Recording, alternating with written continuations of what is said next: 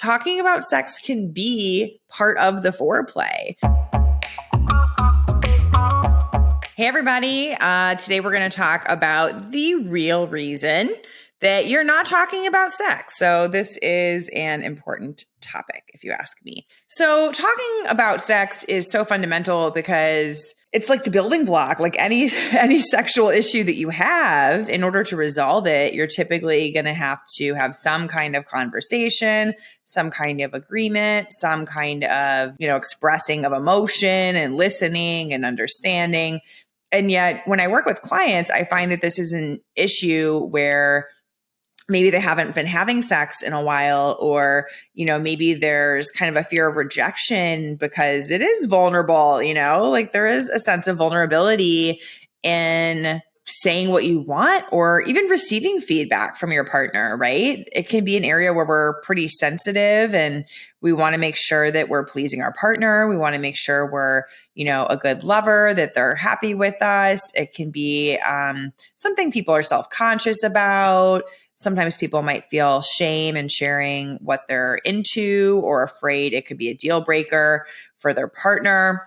And I do think this is one of the most common reasons why people see a sex therapist, because they've tried talking about it on their own and haven't gotten anywhere and have maybe kind of defaulted to just giving up. Like, okay, we're not getting anywhere, or we're getting into fights and, it's painful. And so we could use some help. So we're going to get into a few different aspects of communicating about sex. And so the real reason people aren't talking about it is that fear of rejection. If I had to pick one reason, that would probably be it. We're worried about our feelings being hurt and experiencing that rejection. We're also worried about hurting our partner. So it does kind of go both ways. I work with a lot of considerate, empathic people who are kind of like, hey, I don't want to bring this up. Hey, I'm interested in having other people in the bedroom, or I'm interested in doing something different than what we've always done together, because your partner might be like, oh, am I not good enough for you? Oh, you don't like what I have been doing? And we're trying to prevent that type of reaction. So I'm going to give you guys as many tips as possible today. I'm not going to say that this will definitely prevent a feeling of rejection. This will definitely prevent hurt on either side, but I think it will at least help facilitate having a healthy discussion. So one of the things that is probably the most important with being able to have this discussion for both people or whoever's involved is that security, our sense of security, comes from the inside. So a lot of times when we're having these conversations, we're actually looking to our partner for reassurance.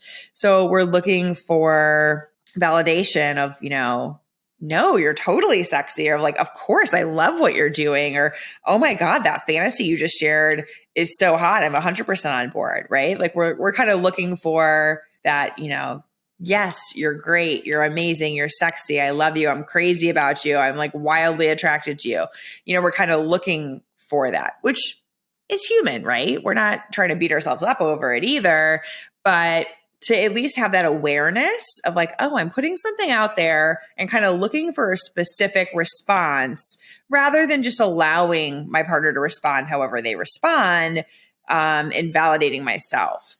Even if we do have that inner security, by the way, where we're like, I am sexy, I'm amazing, I'm a wonderful person, I'm doing the best I can. Yes, I have flaws and that's okay. And I'm willing to look at them and I'm willing to grow. And, it's all good and it's all acceptable. Even when we have some security like that, it's still vulnerable, right? Because even if we are able to kind of put ourselves out there and we know, even if I don't get that reaction I want from my partner, I know I'm going to show up for myself. I know I'm going to be okay. I know I have, a good enough self-esteem, and, it's still going to hurt if we don't get the reaction we want. So I do want to be clear about that. We're not looking to eliminate vulnerability. I actually think vulnerability is such a key ingredient to intimacy. And, again, I think being able to be vulnerable emotionally really facilitates being able to be vulnerable physically and sexually.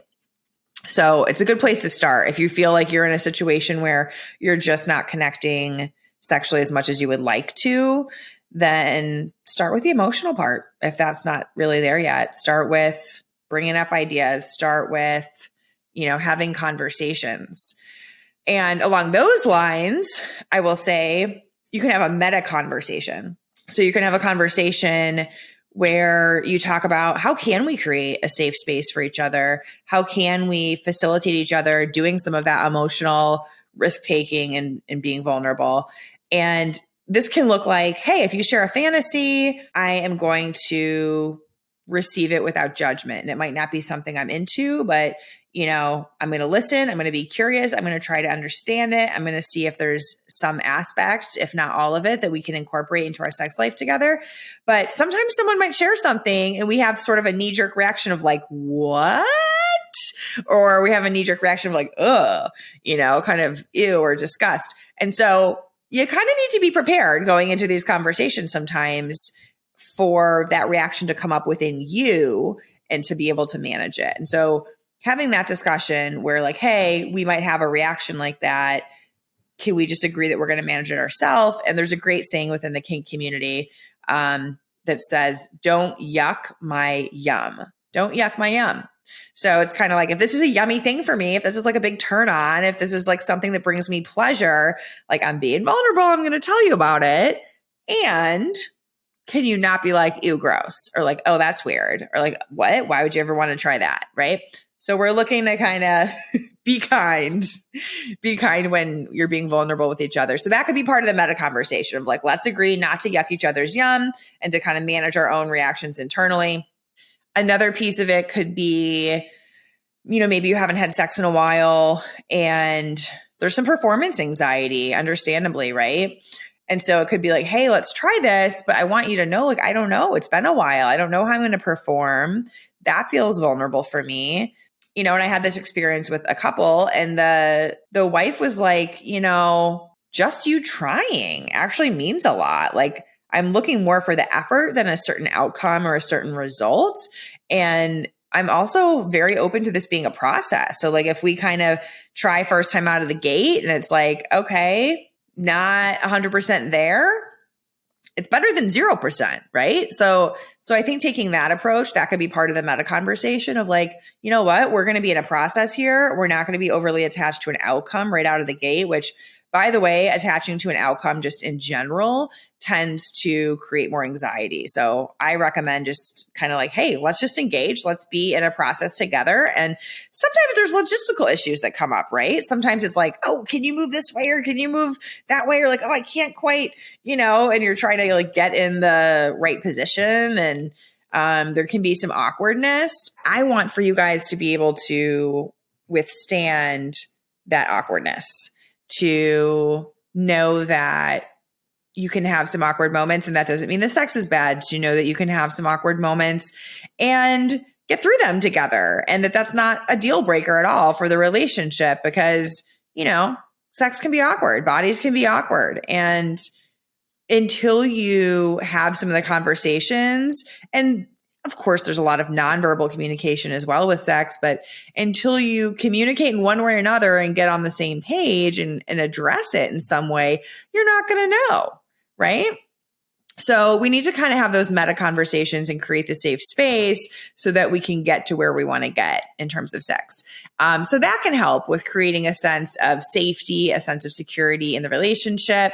And then, of course, you're working on that security from the inside, like we talked about. And that looks like not abandoning yourself, learning how to manage your emotions, being kind to yourself with your internal dialogue, and working with your own triggers. So if you get triggered by your partner, if you become emotionally reactive, to know that you're going to show up for yourself with that and that you're going to be able to tap into your self energy. So we're going to talk more about internal family systems, which is a method of therapy and coaching that I do.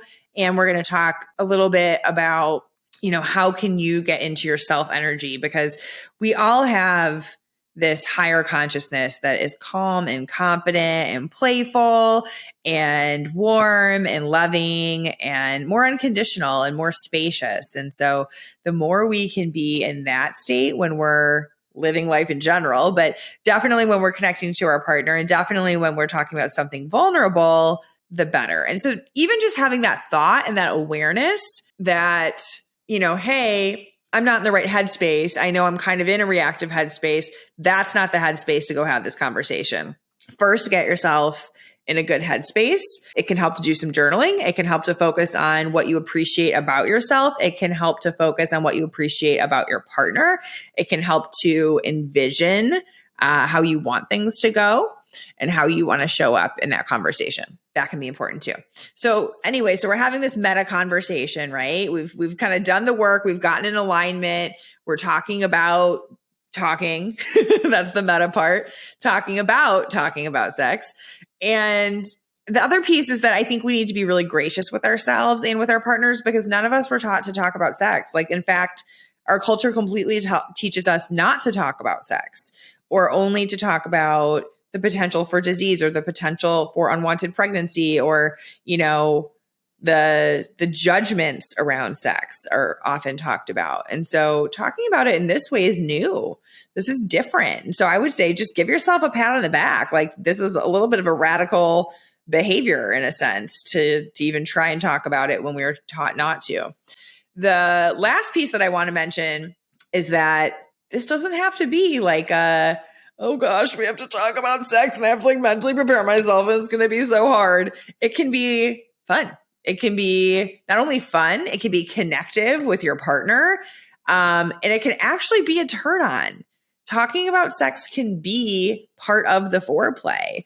And, when you're engaged in, what you think is sexy and what you think is hot, and coming at it from that kind of fun, a little bit turned on, a little bit flirty in your sexual energy, that could lead to a very good time. So I just want to plant that seed for everyone listening as well, that, have a good time talking to your partner about what you're into. And once you create that safe container where you can say things, it can be received kindly, sky's the limit.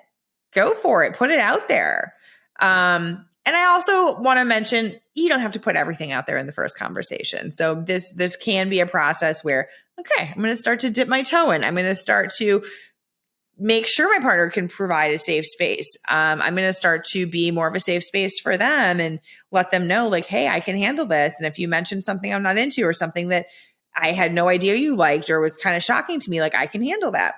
So the more you build that sense of trust and safety and being able to manage the emotions, the more you're going to be able to, uncover layers and get to the deeper layers of what really excites you and what turns you on and what your fantasies are. And even kind of on a bigger picture level, what's your vision for the kind of sex life you want to have with your partner? So yeah, have fun with it. If this resonated with you, this topic of talking about sex and vulnerability and intimacy on both the emotional and the physical level and getting through the fear of rejection, share this with your partner. Even just sharing this episode can be a great foundation for you two getting on the same page to then have the conversation. So share it with your partner. If you have friends you talk to about sex or want to start talking to about sex, share it with them.